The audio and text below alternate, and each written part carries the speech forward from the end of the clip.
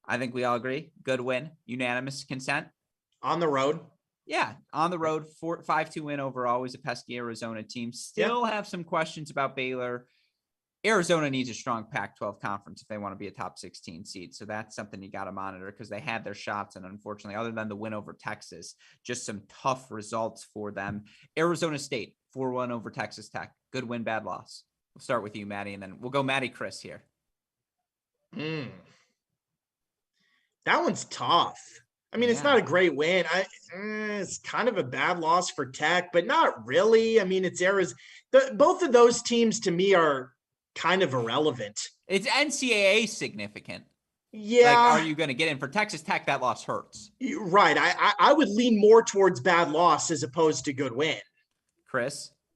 I probably lean the other way only because, I mean, for where Maddie was kind of leaning in that Arizona State's got some talent. So it's not like you feel like, oh, we lost to a really bad team. They've lost a lot of matches this year and it looks bad on paper, but they're not as bad as their paper resume would say. And it was a much needed win. So I'd say good win for them.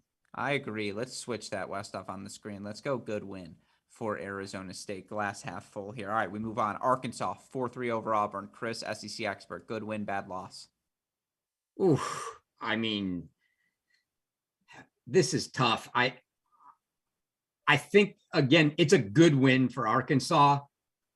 I think it's a very, I won't say it's a bad loss because Arkansas is dangerous. I think it's one of those, it's another very disappointing loss for Auburn, who, you know, they come into the weekend looking at having two very winnable matches that they probably should win, and they don't get that first one with Arkansas. But with Auburn being what was in a top 25-ish type, area, and Arkansas being an NCAA bubble team, good win for them. Fair. Maddie? I think this one's close because it's a little bit of both, but I slightly lean good win for Arkansas. I agree with you, particularly given the rest of the weekend for Arkansas and dropping the Kentucky match the way that they did. Michigan, 7-0 over Columbia. Good win, bad. Oh, excuse me. Penn, 4-3 over Washington. Good win, bad loss. Oh, that's a good win. Good win. I mean, yeah. Good win. Completely agree with you guys. Washington's a good freaking team. Wichita State, 4-3 over Tulane. Good win, bad loss. Chris?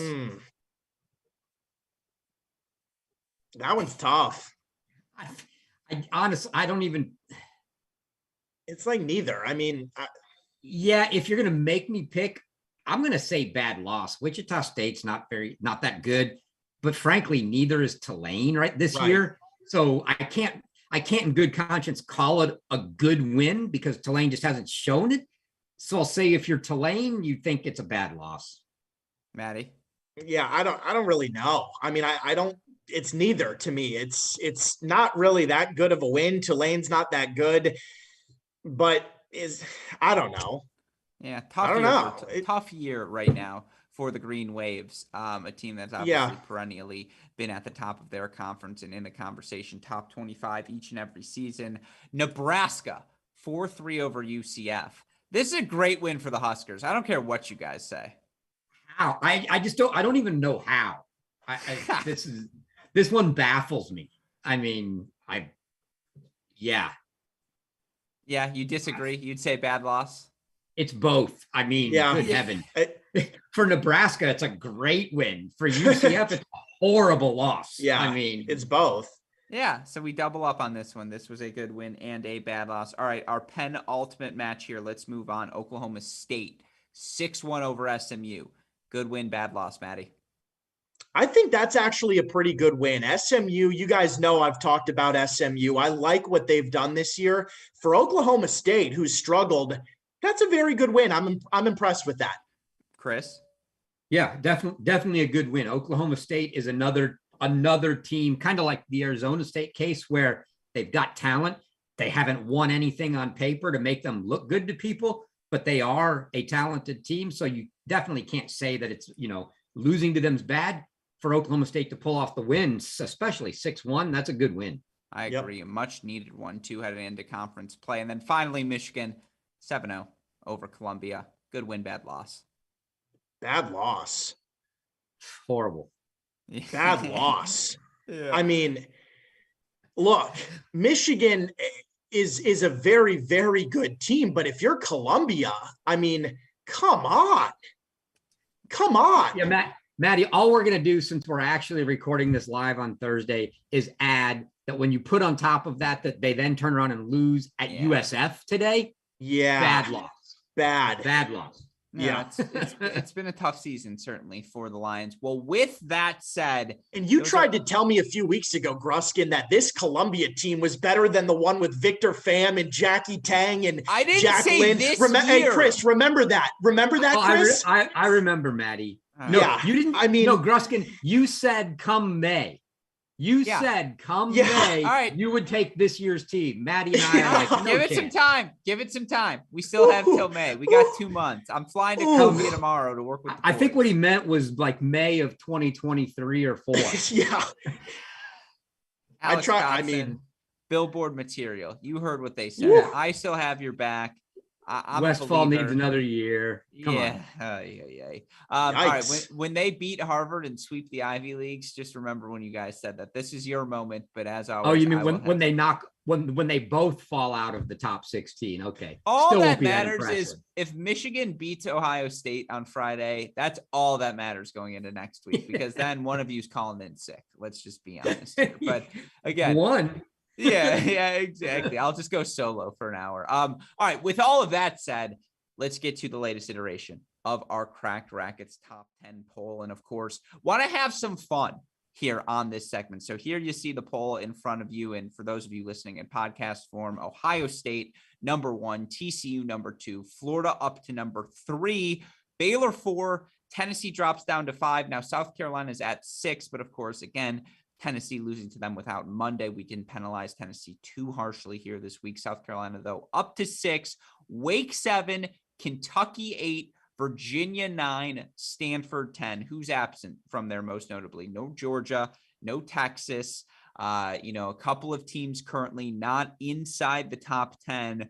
With all of that said, what I want to do, well, first, Maddie, you made a look at me, so let's go here first. Why are you giving me a look? Who put Virginia in there? Oh, that's me and Jay. Sure as heck wasn't you or me, Maddie. Yeah, it's me and Jay, because we have eyes. And this is not the computer rankings. This is subjective. This is who are the best. Were you able to submit this week, Maddie, or was it just me, Gruskin, and Jay? No, Maddie got his picks in. Okay. Yeah. So Virginia, you'd have out. Georgia, I imagine you'd have in. I actually had Michigan in. Yeah, you did. I was baiting him into saying that. I had Michigan in. Yeah, he did. Yeah. The thing is, them and Harvard and Pepperdine have split, and then USC gets into the equation there. So I left Michigan out of it. But Virginia should not be in there. I think they should be. I think Texas should be as well. That's an eye test thing. So here's the new thing I wanted to do, and we're going to call it Crossoffs, where at this point of the season, we're looking at our top 10 poll. Let's discuss it candidly. Which of these teams still on the board do you think has a shot at winning the national championship? And if you don't, we'll cross them off. And I'm just curious how many teams we have right now on our list versus how many you guys think need to be crossed off. Let's start at the top. Ohio State. We all agree unanimously they can win the national championship, right? Yep. So we're not crossing them off yet. No. TCU, if healthy, they just won the national indoors. We all agree they're not a cross off yet. Florida, not a cross off. We did a whole segment on that. Is Baylor a cross off? Finn Bass has struggled a bit of late. Marco struggled a bit of late. Obviously, Mizuchi Pearlak rounding into form. I agree. Doubles hasn't been great. To me, the big thing is Baylor's just clearly not playing. Match. And they're clearly not playing their best tennis yet is the real big thing. And so unequivocally not a cross off yet. I agree with you, Chris. I assume you agree. Yeah, definitely not crossing them off. Okay. Tennessee. They're not going to have Bicknell. Monday's been injured right now. I'm not crossing them off because if they get Monday back, I mean, we just saw them in the national indoor national indoor final. They're right there with everyone else. I'm not crossing them off. Maddie, before the season, you said no Bicknell, no national championship. Do you rescind that take? Not really. I really don't. But if you guys want to, I'll accommodate your wishes. And if you guys are cool with leaving them in there, I'll leave them in. I'm okay with leaving Tennessee in fully healthy minus Bicknell. If we got Walton and Monday and Hud and Prada and Diaz and Mitsui and Harper, okay, leave them in for now. We don't have to cross them off yet. But no, I don't really rescind my take. Do I truly believe they're going to win the title? No, I don't. Okay. But leave them on. Don't cross them off yet. Not crossing off Tennessee. I imagine you agree, Chris. I don't want to cross them off either, so let's leave them. And those were the 5 I knew were locks for not cross-offs. Now things get particularly interesting. South Carolina.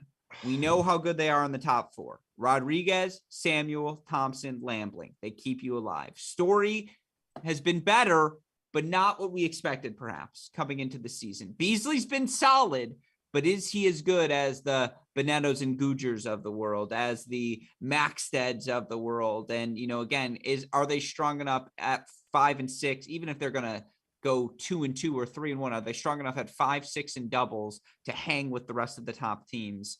I'll start with you, Maddie. Are you crossing off South Carolina? In my humble opinion, I do not believe that South Carolina can win the national championship. I don't think they can win it. 5, 6 and doubles you have 3 vulnerabilities, and they've been solid in doubles, but I just don't feel exceptional about them in 3 spots.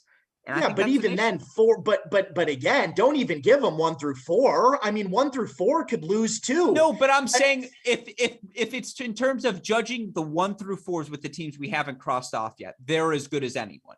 The problem is 5, 6 and doubles. No, the problem is you can't say that. The problem is you can't say that at 4 either. Okay, so 4, 5, 6. Yeah, I mean, okay.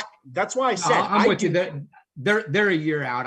I'm with Maddie. I mean, I love the team. Yeah, but with everybody else in there, no, I don't think they can win it this year. I agree with you. I think they're our first cross off here. So number 6, South Carolina, we're going to cross off. Wake Forest, they've got the depth. Do they have the strength up top? And do they have the strength up top to do it 4 matches or, in a row against top 16 competition? Maddie, you're shaking your head as if to say no. Again, in my opinion, and which doesn't count for much, I don't know much, but in my heart, I do not believe that the Deeks can win the national title this year. I don't. Mm-hmm. Too many question marks, a lot of pieces. I don't know what the lineup even is, Chris. Yep. No, I agree. I don't. They can beat anyone. Do I think they can from 16 to the championship? Can they win 4 in a row? I don't think so. I think they could beat TCU 4-3 in the quarterfinals and then lose a semifinal 4-3 in the same fashion, just getting swept at the top 2 spots. Sure. I agree with you. And so I think we cross off Wake Forest. We crossed off South Carolina. Here's the thing about Kentucky, though. Draxel, Hurrion, Diallo, maybe you feel even better about them as a top 3 just as a unit. And then, look, Musatelli and Lapidat have been pretty solid at the 4 and 5 positions. And you feel like they have some pieces in doubles as well to make things work. I know we crossed off South Carolina, who beat Kentucky at the National Indoors without Liam Draxel, I would point out. I don't know if I'm ready to cross off Kentucky. What say you, Maddie? I'm ready to cross them off. Too many questions. They're not winning. They're not winning the national championship. They're just not. They can't go through. They're not going to win over all of these teams match after match after. They're not. I mean, they're not. I like their team. They're a very good team. But if we're really being realistic about it, I think we all know deep down that they're not going to win it. They're not. I'm not crossing them off yet. What say you, Chris? You're our tiebreaker. Yeah, I'm in the middle. I agree with you, Gruskin, in that even though we've got South Carolina ranked ahead of them, and as do I've got South Carolina ranked in front of Tennessee at this point. Yep. They beat them.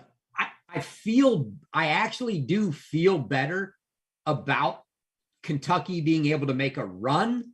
I just don't think they can make the run the whole way. No. I mean, they could potentially even make it, who knows, maybe all the way to the final. Like you, for those reasons, I mean, they've got the top 3 guys that are just great. Lapidat, if he's on at 5, is outstanding. I mean, they can make a run. I just don't think they can do it round of 16, quarterfinal, semifinal, final. It's just asking too much. So you're the deciding vote. We're crossing them off. I put them off for now. All right. I would have kept them on, but we're a cohesive unit here. So we're crossing off Kentucky. Virginia. Yes, they have losses this season, but they're pretty much all to the teams you see not crossed off on this list.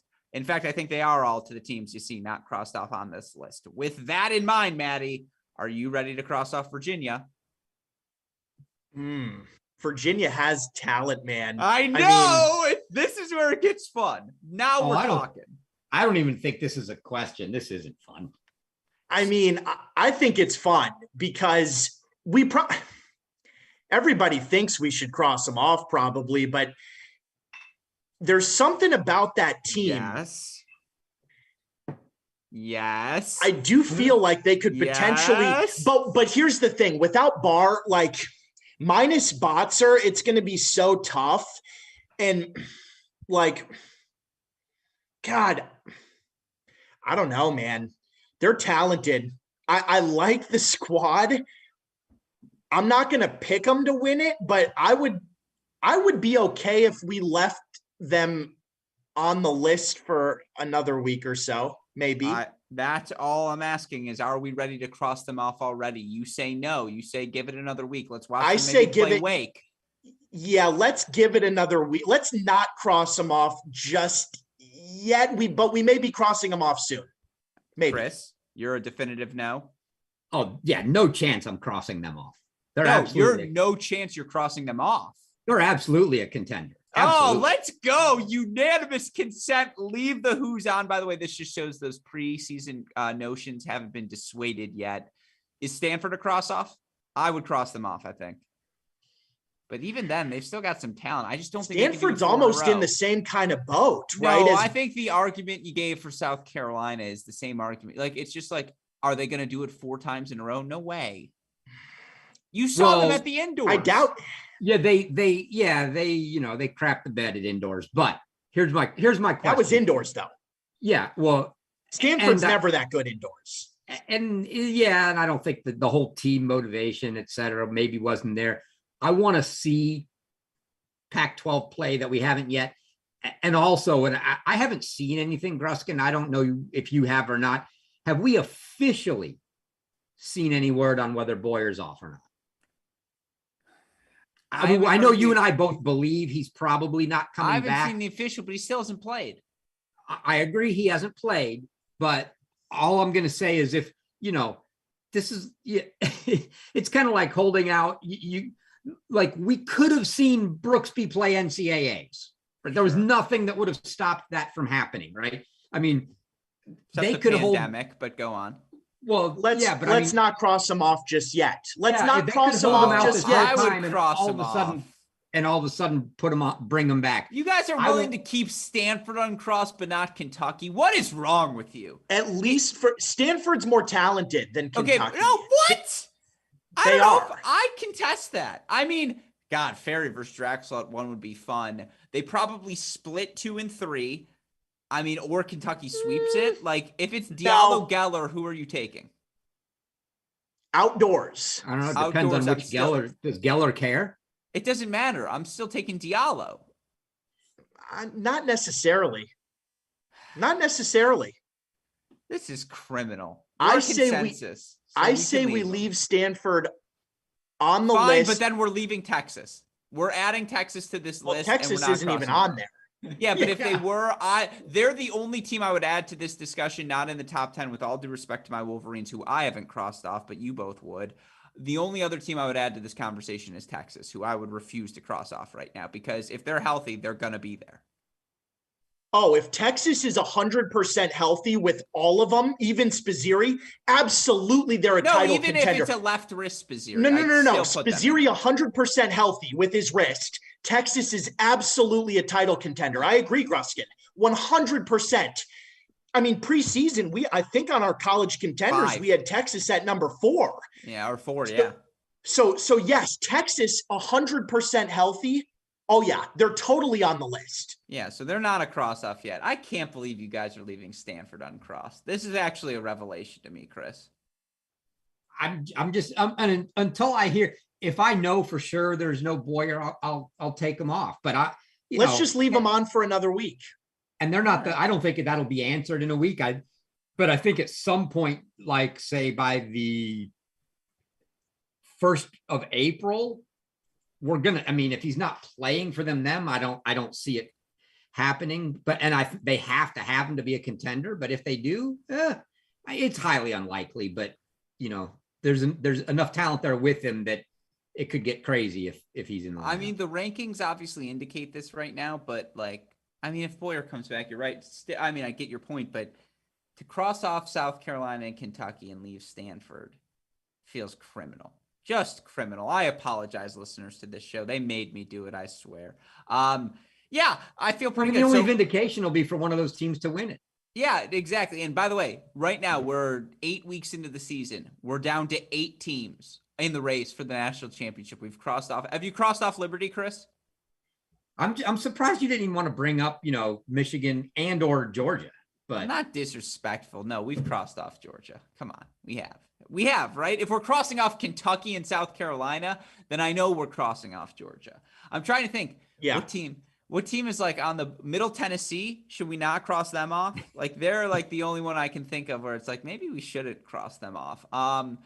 Yeah, again, that's where things stand right now in college tennis. With that in mind, we've got another week coming here of fantastic action. And as I mentioned at the top of the show here, as we look towards the week ahead, we've got action for you. Fridays, we're covering all things SEC on our SEC Cross Court Cast. You can find the link to those SEC broadcasts wherever you on whichever team website you support. And if we can, super producer Daniel Westhoff, let's put that graphic on the screen now. You see, again, we've got 11 matches for you on Friday. We've got Big Ten action for you on Sunday. That, of course, includes Baylor headed to Michigan on that Sunday match. Of course, Wolverines taking on the Buckeyes on Friday as well. Looks like those matches are scheduled to be indoors, but ultimately, of course, we'll see if the nice weather pushes them out. With that said, Maddie, I know you're playing catch up. So, Chris, I'm going to let you dominate this segment. What are the matches you are watching most closely here in the week ahead? Yeah. Honestly, as much as I hate to admit it, I'm looking forward to seeing what Michigan's got, right? They've only lost. They've only lost 2. They've beaten TCU. They lost what I would call a bad loss to Columbia, right? And then the kickoff weekend to Wake Forest. They, a team with only 2 losses, big test getting Ohio State and Baylor. So, we'll really learn a lot about whether you should be putting them. If they win either one of those matches, you probably have to put them in as you can't cross them off from being able to win a title because the other 2 teams are in the top 5 and we've got them on the list. I think if they go 0-2, we can retain them as, they're not winning. But that's the big weekend that I'm looking forward to, frankly, is just seeing how your Wolverines do. We've had a lot, for me, the SEC will calm down a little just because we've seen all those top teams for the most part play each other already. And now it's into Georgia, Tennessee's this Sunday. The top teams should sort of take care of business against that next tier teams. But there's just a little bit of that left. That's going to be a very interesting match. The Georgia at Tennessee. Tennessee is at home. No Monday. I still don't expect to see him yet. And, another big test for Georgia. They pulled it off at home against South Carolina. Can they do it with Tennessee? Let's see. That's a gut check for the Volunteers after last week. Absolutely. Some other ones I would add to the mix here. Again, plenty of fun conference play, but ones we haven't already referenced. Arizona at UCLA. Just keep your eye on that one. That's a fun one. Texas at Pepperdine. That one's pretty fun. How about Middle Tennessee at SMU?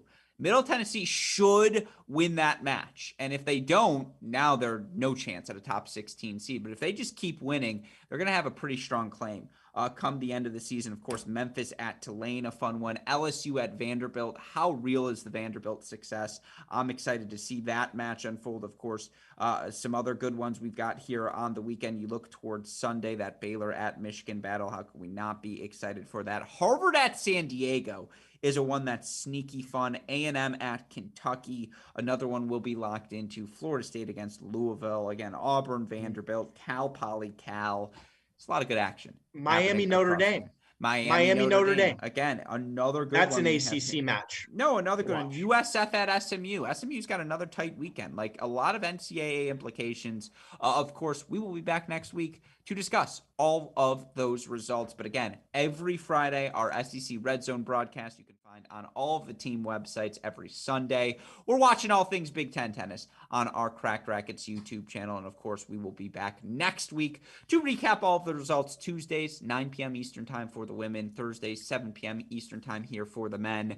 With all of that said, a huge shout out and thank you to our friends at SwingVision. You all know the deal. Learn more about them by clicking on the link in the description to this pod. It's artificial intelligence for your tennis. Use that promo code CRACK20 to let them know we sent you there. Of course, to contact our friends at Turner Sports, email sales@uniquesports.com. They'll treat you like family, hook you up as part of the team. With all that said, Maddie, did we do a good enough job with our tutorial? Do you feel like you're up to speed? I do. I feel pretty good now. We may have to do it again next week too. That's what I like to hear. Chris, any final thoughts? No, I'm good. I will say this, Chris, we pitched a great game in our SEC Weekly podcast. We've done a lot of good pods over the years. That one felt particularly fun as we see the Duke tennis in the background. That's how you know it's time for us to end the show. And as always, a shout out to super producer Daniel Westhoff on the ones and twos, without whom this would not be possible. We thank all of you who tuned in live. Again, it's a very fun show. We want to interact with all of you, as many of you as possible. We'll get back to coaching interviews during these shows next week as well. But for now, for my co-hosts, Matt the Crack Stachowiak, Chris Halioris, our super producer, Daniel Westhoff, our friends at SwingVision and Turner, and from all of us here at both Cracked Racquets and the Tennis Channel Podcast Network, I'm your host, Alex Gruskin. Gentlemen, what do we tell our listeners? Hey, great shot. Great shot. And we will see you all next week. Thanks as always, everyone.